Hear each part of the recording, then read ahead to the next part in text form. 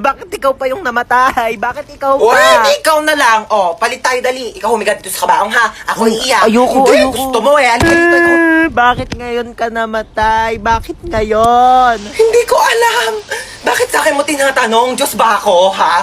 Bakit parang kasalanan ko na ngayon ako namatay? Kailan ba dapat? Bukas? Hindi nga ako na-inform na pwede pala magpa-schedule kung kailan ko gusto mamatay eh. Anak, bakit namatay ka na? Nagtanong ka pa? Kaka-cellphone ko to kaya ako namatay. Mare, dito na ako Condolence ulit. Nag-take out pala ako ng sopas pati kape. Salamat. Nag-take out ka pa talaga, Aling Marites? Ano ba tong inattendan mo, birthday party? I-take out mo na rin kaya tong kabaong ko. Oo, wag ka nang mahiya. Iuwi mo na to sa bahay mo, baka wala kang higaan eh. Ay! Nako, bakit nag-brown out? Naku po. Siguro si Hans to. Hans, huwag ka namang manakot, please. Excuse me, bakit ako sinisisi nyo? Kasalanan ko ba hindi kayo nagbayad ng kuryente, ha?